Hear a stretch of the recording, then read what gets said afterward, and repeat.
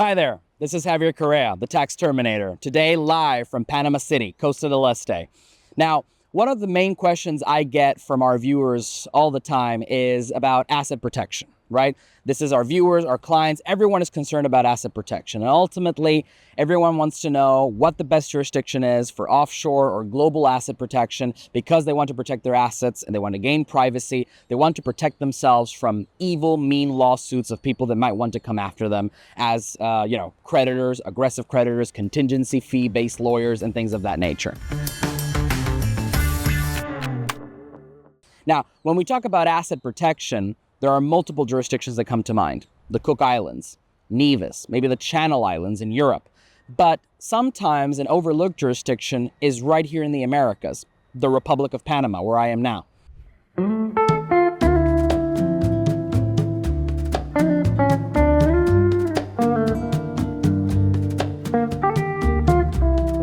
So no, again, I'm not in Miami, Florida. I'm in Panama City. Now, this wonderful city that is very reminiscent of Miami in terms of its lifestyle, its weather, in terms of its architecture and shopping malls, is actually one of the best places you can come to for setting up some asset protection structures. Now, in order to talk about asset protection here in Panama, I want to focus on two main structures that some of our clients have set up and that I personally believe could be interesting for the right kind of client. Now, mind you, this is not legal advice. This is simply informational. Now, there are two basic entities that I want to talk about today. Number one is the Panamanian Corporation, and number two is the Panamanian Private Interest Foundation. So let's start. The Panamanian Corporation. So obviously, when we talk about asset protection, we often talk about having holding companies for our assets, right? We don't want to hold them in our own name. We want to use companies to somehow obtain some kind of corporate shield and to make it a bit more difficult for the assets to be obtained by a judgment creditor in case that we get sued. Now, Panamanian companies can be very interesting for this for a series of reasons. So number one, and the thing that I love about Panama, is that companies are formed rapidly. So if you want to create a Panamanian structure for your affairs, to hold your assets and to obtain asset protection, Panama is one of the fastest places to do that here in Latin America. Once all of your paperwork is done, in essence, in about 1 week, you can get your corporation ready and you'll be able to have it, open bank accounts with it, and it'll be able to hold assets. You can transfer assets to it as well. Now, in addition to that, another benefit of Panamanian companies, I would say, is definitely privacy. So here in Panama, the shareholder information of companies is kept 100% confidential and private. Only your registered agent, your lawyer, and essentially the shareholders themselves know who the owners of a Panamanian corporation are. When you look at the incorporation documents, only the names of the directors and managers are made public, but not the name of the shareholders. So once again, if you're dealing with somebody who wants to maybe do some mean things to you and they hire a lawyer to check what kind of assets you have, it'll be very difficult for that lawyer to determine that you have a Panamanian company right here, especially if that lawyer is located in another country. Now, it is not impossible, but they would require a head start. They would need to know what the name of the company is. They would need to have an actual specific reason why they want to obtain that information. And they would need to actually request a Panamanian court order here in Panama from a Panamanian judge to actually reveal who the shareholders of the Panamanian corporations are. Now, a lot of my clients ask me and they say, well, Javier, if that is the case, if shareholders remain completely anonymous, how do I prove I'm the owner of the Panamanian corporation? Well, the pretty thing about Panamanian corporations, and I find this really amazing, I love this. As a lawyer, I find this extremely interesting, is that Panamanian companies issue physical shares. So be careful not to confuse this with bearer share. So it's not the same. A bearer share is just a piece of paper that indicates ownership in a company. And if I hold the piece of paper, I'm the owner. If you own the piece of paper, you're the owner. Here in Panama, while some older companies still have bearer shares, if you're starting a new Panamanian corporation, you're not getting that. So what do you get? You get a physical share with your name on it, signed by the president and by the treasurer of the Panamanian corporation. That's how it works. But ultimately, that proof of ownership, that piece of paper, can be kept very private. So for example, just to name a few ideas, you could have those shares of your Panamanian company or companies stored in a vault in Switzerland, for example, or in a safety deposit box in Singapore, ultimately protecting your assets and achieving a higher level of privacy. Only those who need to know will know that you are the owner of a Panamanian corporation.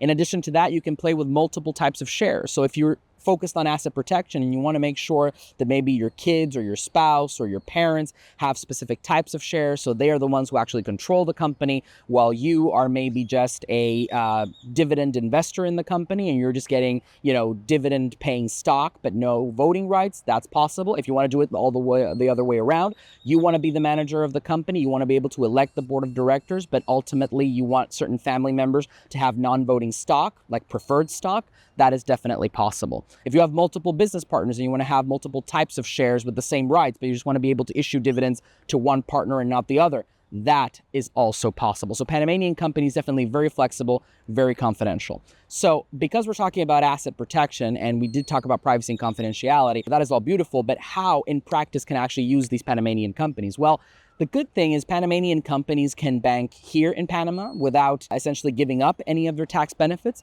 They can also bank in other jurisdictions around the world, like for example, Switzerland, the United States, Puerto Rico, the Bahamas. Singapore, maybe not as common for Panamanian companies, but there is no law against that. So why not? If you have the right banker, the right bank, the right type of business, or you have the right type of source of wealth, if you're looking just to invest, then Panamanian companies can definitely work with a Singapore banking setup. Now, obviously, when we're talking about corporations, ultimately, a lot of people will ask me, well, Javier, can I put these shares under a trust? Because many people in North America, when they talk about asset protection, they think of a trust. And obviously, trusts can be very powerful tools. For those of you maybe watching at home, so a trust is basically a three-party agreement, in essence, where you have a settlor or a grantor that transfers property into a trust that is then managed by a trustee or trustees for the benefit of a beneficiary. So you have a triangular structure, right? And then on occasion, you may have a protector, you may have an investment council, an advisory council. It all depends on how complex you want the trust to be. But in essence, you need at least those three original moving parts: settlor, grantor, trustee, and beneficiary. Now, in Panama, as a civil law jurisdiction, there is a sort of equivalent of the trust. You can have a fideicomiso. Obviously, it's a bit different here in the civil law system. I'm not going to get into that right now, but what I do find interesting and maybe serves more as a direct equivalent, in my opinion, to the trust that you find in the US and Canada is the private interest foundation. So the private interest foundation is very interesting because it is a midway between a trust and a corporation. So like a corporation, a private interest foundation essentially has legal personality. So the trust is an agreement, whereas the foundation is actually an institution. It exists, it has statutes. So it's similar to a corporation. It has legal personality in of itself. But at the same time, foundations don't have owners. They have founders, but they don't have owners. So foundations don't issue shares. They don't issue membership interest. There is nothing that can be taken away from you once you create and form the foundation.